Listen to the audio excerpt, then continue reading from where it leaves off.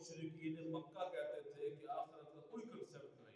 اللہ رب العزت نے اس صورت کو نازل کر کے فرمایا کہ دیکھو اتنا عرصہ سونے کے بعد میں نے ان کو اٹھا لیا، اسی طرح تم بھی ایک دن سو جاؤ گے اور دوبارہ تم کو اٹھنا پڑے گا اور حشر کے میدان میں آنا پڑے گا.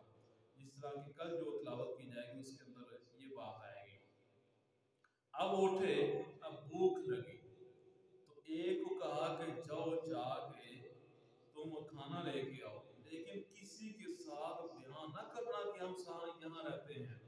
ہو سکتا ہے کہ وہ جو دقیانوس بادشاہ ہے وہ آئے اور حملہ کرے اور ہمیں پکڑ کے لے جائے اور غیر اللہ کی عبادت کروائے، لہذا کسی سے یہ ڈسکس نہ کرنا. اب ان کو کیا پتا تھا کہ 3 صدیاں گزر چکی ہیں. اس کا مطلب یہ ہے کہ غیب کا علم بھی اللہ جانتے ہیں. اب یہ سابقہ اللہ کے ولی ہیں، نیک بندے ہیں، لیکن غیب کا علم صرف خدا کو. اس کے اندر واضح ہو گیا. اچھا جی، ایک شخص گیا اور اس نے کہا کہ کسی کے ساتھ، باقیوں نے کہا لڑائی جھگڑا بھی نہ کرنا، نرم بات کرنا جا کے باہر. وہاں پہ یہاں پہ لفظ آیا ہے وَلْيَتَلَطَّفْ، اور چاہیے کہ نرمی کرے، نرم بات کرے.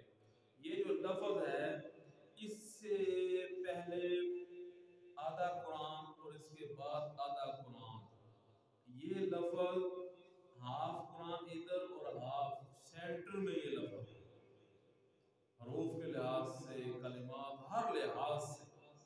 اب یہاں پہ بعض مفسرین فرماتے ہیں کہ اللہ نے ہاف قرآن کے سینٹر میں لفظ لے کے نرمی سے بات کرنا. کیا مطلب؟ بتانا یہ چاہتے ہیں کہ انسان کو چاہیے کہ وہ حسن سلوک سے پیش آئے، اخلاق سے پیش آئے. اور وہ اصحاب کہف بھی آپس میں ہی اس کو کہہ رہے ہیں کہ تم نے جا کے نرمی سے بات کرنی ہے، حسن سلوک سے بات کرنی ہے.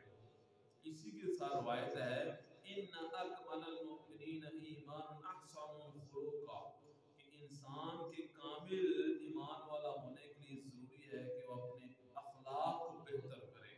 یہ جھوٹ، فراڈ، کینہ، عداوت، کدورت، لڑائی جھگڑے، فسادات، غیبت، چغلی، ان تمام سے بچنا یہ ہے اخلاق حسنہ. اور ان کو اپنانا ہے اخلاق سیئہ، برے اخلاق. اب وہ شخص باہر چلا گیا، اس نے جا کے